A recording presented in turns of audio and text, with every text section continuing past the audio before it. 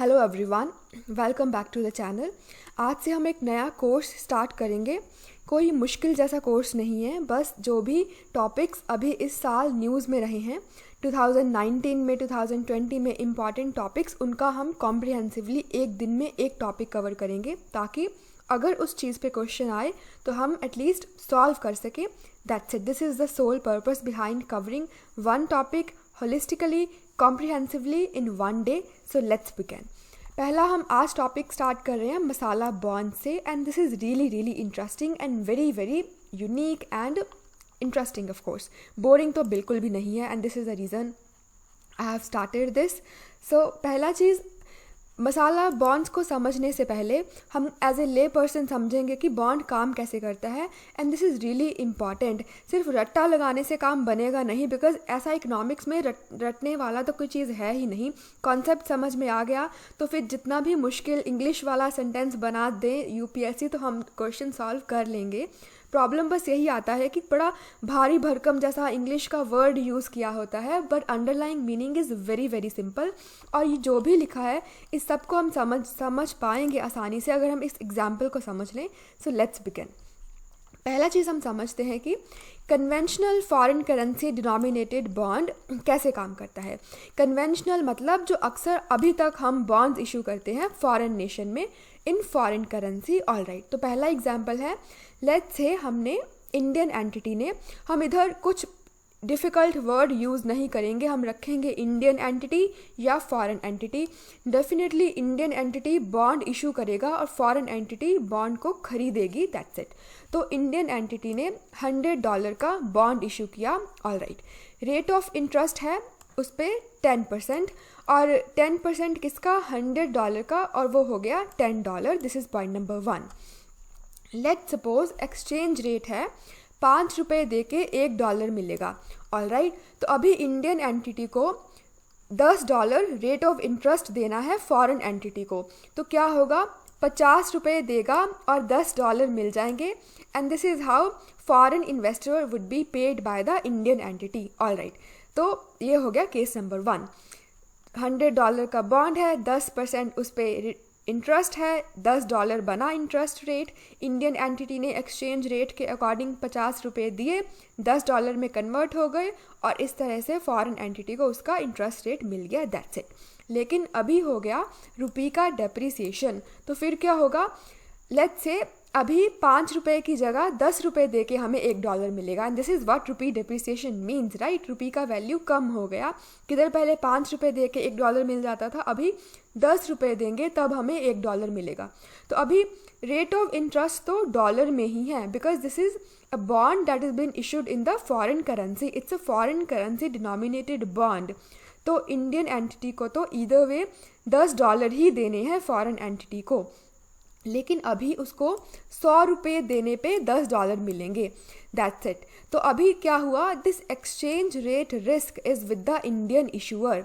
It could be any one, it could be X company, Y company, it doesn't matter, it simply is an Indian entity. तो 50 रुपये के बजाय अब उसको 100 रुपये लगे, तब उसको कन्वर्जन हुआ $10 में, तब उसने बॉन्ड का इंटरेस्ट पे किया, और जितना भी नुकसान हुआ, रिस्क हुआ because of this currency depreciation, that was borne by the Indian entity. This is our case number 1. It was really simple, nothing difficult here. अभी हम चलते हैं मसाला बॉन्ड की साइड।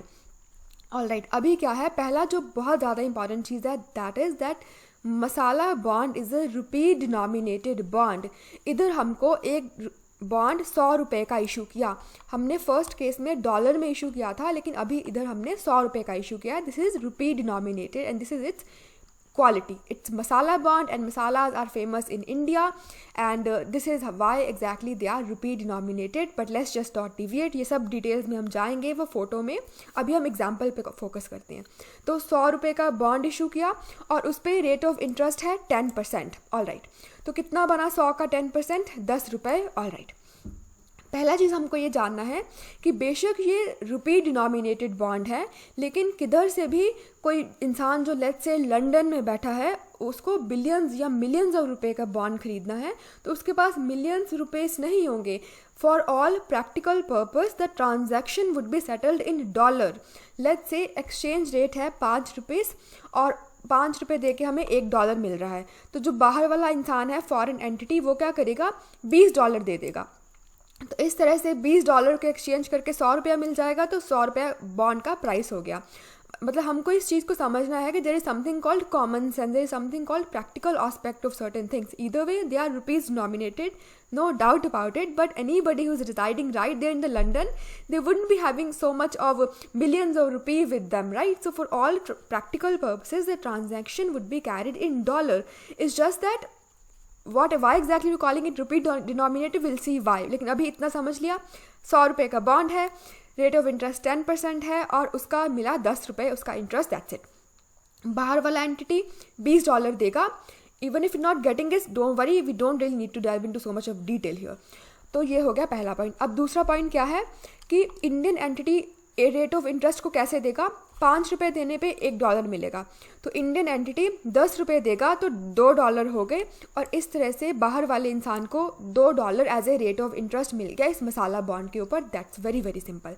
प्रॉब्लम कब आएगी, जब रुपये का डेप्रिसिएशन होगा, अब दिक्कत आएगी। वो किस लिए, लेट्स से अभी ₹10 देने पे $1 मिल रहा है, तब होगा क्या, इंडियन एंटिटी को ₹10 ही वापस करने हैं। वो ₹10 कन्वर्ट करवा के उसको अभी $1 हुआ, तो फॉरेन एंटिटी को $1 जाएगा। So risk here is with the foreign investor. पहले एक्सचेंज रेट ₹5 $1 था, तो बाहर वाले इंसान को $2 इंटरेस्ट मिल रहा था। अभी रुपये का डेप्रिसिएशन हो गया, तो अभी उसको $1 इंटरेस्ट मिल रहा है। And this is how it is. The risk in case of masala bond lies with the investor and not with the issuer. This is very very important. That's it. For all practical purposes, transaction would be settled in dollar, but because it's a rupees denominated bond, so risk lies with the investor and not with the issuer. I think I've explained it enough. अगर नहीं समझ में आया तो आप please इसको दोबारा से सुनिएगा। बस यही कहानी है, बाकी सब थोड़ा मुश्किल जैसे सेंटेंस अगर बन भी जाएंगे तो हम उसको समझ लेंगे अभी इसके बाद। तो अभी हमने समझ लिया, लेकिन अब जल्दी से इसका क्रक्स निकाल लेते हैं। तो मसाला बॉन्ड में क्या हुआ, पहले अगर करेंसी डेप्रिसिएशन नहीं था, ओरिजिनल रेट ऑफ रिटर्न ही रहता, तो फॉरेन एंटिटी को $2 मिलते, इंडियन एंटिटी ₹10 देती rate of interest, that's it. अगर रुपये का डेप्रिसिएशन हो गया तो इंडियन एंटिटी तो ₹10 ही देगी, लेकिन अभी ₹10 को दे के $1 मिलेगा, और फॉरेन एंटिटी को अभी $1 ही as a rate of interest मिला, दैट्स इट। तो इसलिए फॉरेन एंटिटी को $1 का नुकसान हो गया because of buying a masala bond, because in case of masala bond risk lies with the investor, that's it. और अभी हम जितना भी सारा पढ़ा वो हमें काम आएगा इस चीज़ को समझने के लिए हियर। तो मसाला बॉन्ड क्या है, first of all masala bonds are rupee denominated bonds, और हमने देख लिया कैसे। Funds would be raised from overseas market, बाहर से फंड्स रेज होंगे in Indian rupee, very very simple. अब इधर क्या है, इंट्यूटिवली हमने जान लिया ये होगा क्या, बट बिकॉज हमें एग्ज़ाम देना है तो थोड़ा सा बोरिंग चीज़ों को भी याद करना पड़ेगा, and here we really don't have much to understand. All we have to do is to read it and revise it and memorize it. There is not much of explanation that can be done here. तो eligibility क्या है, all right, eligibility है any corporate, body corporate and Indian bank is eligible to issue rupee denominated bond overseas. ऐसा नहीं है कि हमारा मन किया तो हमने जाके बॉन्ड इशू कर दिया, no, only any corporate, it means any company और बॉडी कॉर्पोरेट, एनी कॉर्पोरेशन और इंडियन बैंक वही रुपी डिनोमिनेटेड बॉन्ड इशू कर सकते हैं। This is just how it is, we just have to memorise this. और पहला कब इशू हुआ था, 2014 में। किसने इशू किया था, IFC, that is international finance corporation. किस लिए इशू किया था, इंडिया में इंफ्रास्ट्रक्चर प्रोजेक्ट्स को फंड करने के लिए, दैट्स इट। रेगुलेशन क्या है, अब ऐसा नहीं है कि किसी ने भी बॉन्ड इशू कर दिया, कुछ तो रेगुलेशन होगा इसके लिए, तो RBI इस सब चीज़ को रेगुलेट करेगी। Please mind it, it's not SEBI, it's RBI, all right. And how exactly it would be regulated? They are regulated under the external commercial borrowing policy of the RBI. So either way they are sort of external commercial borrowing. एक तो ये external है, हम बाहर से पैसा ले रहे हैं, ऊपर से ये commercial है। ऐसा नहीं है कि पैसा लिया तो किसी charitable purpose पे काम आएगा। It would be spent into some profitable venture and this is why we're calling it commercial. और borrowing तो borrowing ही है, bond एक debt instrument है, borrow ही कर रहे हैं हम पैसा. So this is how it is. Masala bonds are regulated under the external commercial borrowing policy of RBI. That's it. इधर से अगर कुछ याद करना है तो एक तो external commercial borrowing and second is RBI. So this is it. All right. अभी limitations क्या है? एक तो आप पैसा उठा के मसाला बॉन्ड्स के थ्रू रियल इस्टेट में नहीं इन्वेस्ट कर सकते, ऐसा आरबीआई ने बोला है, कंपल्सरीली बोला है. और दूसरा इसमें भी एक छोटा सा एग्जाम्पशन है कि अगर उसी पैसे को आप किसी अफोर्डेबल हाउसिंग के लिए लगाना चाहते हो तो तब वो किया जा सकता है. जैसे मन हो कि हम कोई भी ऐसा जैसा धारावी स्लम डिवेलपर्स हैं तो उनके लिए हम एक अच्छा बढ़िया क्वालिटी वाला और ठीक ठाक सस्ता हाउसिंग प्रोजेक्ट डेवलप करें तो बॉन्ड मसाला बॉन्ड के पैसे उधर इन्वेस्ट किए जा सकते हैं और इंटीग्रेटेड टाउनशिप भी डेवलप की जा सकती है. That's it. So as such real estate में इन्वेस्टमेंट नहीं किया जा सकता but we can go for integrated township development as well as development of affordable housing projects. Further इस पैसे को आप कैपिटल मार्केट में नहीं इन्वेस्ट कर सकते. I mean this is so obvious either way. और इसको आप फर्दर लैंड भी नहीं कर सकते. आप खुद तो एक मतलब बोरो किया है खुद से और फिर फर्दर उसको आप किसी और को नहीं दे सकते as a lending thing, right. So this is how it is. This is self explanatory. Capital markets हम तो खुद उठा रहे हैं. But let's not deviate now. This is how it is. Limitations are there. They cannot be used for real estate activities. They cannot be invested in capital markets and we cannot purchase land with that very masala bond money. Plus it cannot be used to further lend it to any other entity. This is how it is. Please memorize this. उसके बाद who can issue these bonds? अभी ये इसमें हमको 3 चीज़ों का ध्यान रखना है. पहला कि एक कंट्री में ही इशू किया जा सकता है. हम ताइवान को कंट्री नहीं मानते तो कोई भी जाके ताइवान में इशू नहीं कर सकता. अभी फ़िलहाल के लिए तो ये लंदन स्टॉक एक्सचेंज में ही है लेकिन फ्यूचर का अगर हम बात करें तो पहला चीज़ तो कंट्री होना चाहिए. All right. दूसरा उस कंट्री का रेसिडेंट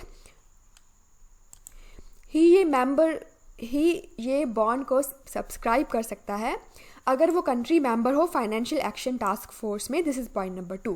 और दूसरा उस कंट्री का कोई भी सिक्योरिटी मार्केट रेगुलेटर मेंबर होना चाहिए international organisation of securities commission का. इतना ज़्यादा लिमिटेशन इसलिए है ऐसा ना हो कि इस वाले पैसे से मसाला बॉन्ड्स के थ्रू कोई इलीगल एक्टिविटी चलाई जाए, राइट. तो बस again there is here something that we have to memorize. There is nothing much of explanation here. तो एक तो कंट्री ज़रूरी है, दूसरा वो कंट्री मेंबर होना चाहिए फाइनेंशियल एक्शन टास्क फोर्स का और दूसरा उस कंट्री का सिक्योरिटी मार्केट रेगुलेटर मेंबर होना चाहिए international organisation of security commission का. अभी इधर एक छोटा सा चीज़ है. I really don't know how important this is but again with the kind of question that been asked recently lately तो शायद से थोड़ा सा कन्फ्यूजन क्रिएट हो जाए तो इसीलिए मैं इसको इतना ज़्यादा एक्सप्लेन करूँगी इस छोटे से पॉइंट्स को. Again I don't know how important this is that here are key word is resident and not the citizen. We can understand this with the help of an example. आप समझिए अगर let's say Pakistan का कोई citizen है but for all practical purpose that person is a resident of United kingdom. Citizen Pakistan का है लेकिन practical purposes के लिए वो रेसिडेंट है यूके का and we know UK is a member of financial action task force and either way UK's security market regulator is a member of the international organisation of securities commission. तो तब वो Pakistani citizen but resident of the UK can subscribe to these bonds. So please memorize this. Please keep this thing in your mind that it's not the citizen, it's a resident that is are keyword here. बहुत ही एकदम निकम्मा question ज़बरदस्ती का confusion create करने वाला कोई भी बना सकता है कि रेसिडेंट की जगह सिटीजन डाल दे. तो बस हमने इस चीज़ को समझ लिया. This is nothing difficult here as such. उसके बाद दूसरा पॉइंट भी है, इसको मैं ऐसे ही पढ़ देती हूँ बिकॉज इधर कुछ ज़्यादा समझने वाली चीज़ है नहीं. While residents of such countries can subscribe to the bonds, it can also be subscribed by the multilateral and regional financial institutions where India is a member country. तो बस this is self-explanatory. इधर कुछ ज़्यादा है नहीं. This is how it is. तो India जिन भी regional या मल्टीलेटरल फाइनेंशियल इंस्टीट्यूशन का पार्ट है तो उधर के भी एक सब्सक्राइब कर सकते हैं ये वाले बॉन्ड को. और this is not very important, just for the sake of covering and just be towards the safer side we have covered this in such a holistic manner. That's it. अभी इसका minimum maturity period क्या है ये भी हमें चीज़ पहला intuitively समझना है कि हमको ऐसा रखने की ज़रूरत क्या पड़ी.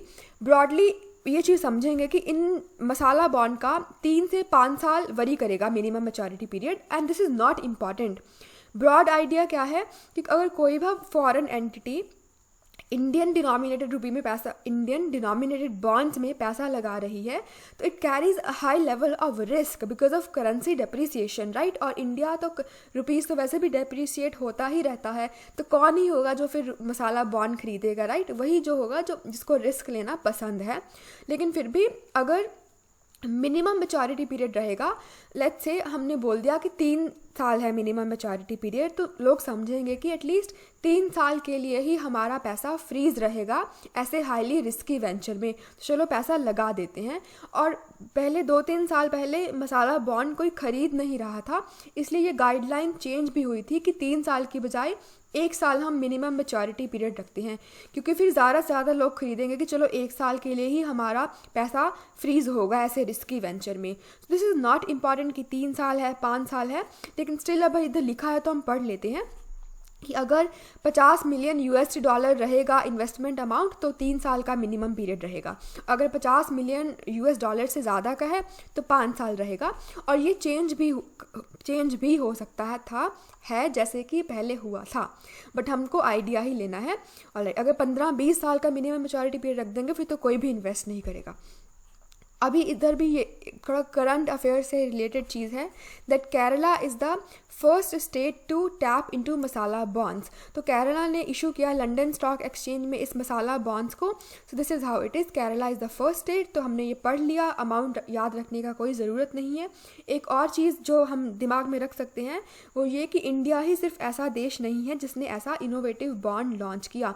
इंडिया के केस में इसका नाम मसाला बॉन्ड है, लेकिन चाइना और ऐसे और भी कंट्रीज़ है जिन्होंने अपना ऐसा इशू किया है with the help of international finance corporation, जिसका इंडिया ने भी हेल्प किया। तो हमने टॉपिक कवर कर लिया। इस पूरा डिस्कशन से जो हमको की टेक अवेज हैं वो यही है, that number 1 it is a rupee denominated bond, and number 2 currency fluctuation risk lies with the investor and not with the issuer. This is very very important. और बाकी सब चीज़ जो भी बोरिंग भी थी, फैक्चुअल भी थी, हमने कवर कर ली। ये आज वाला वीडियो लंबा हुआ because I had to incorporate an example which I felt was very very needed.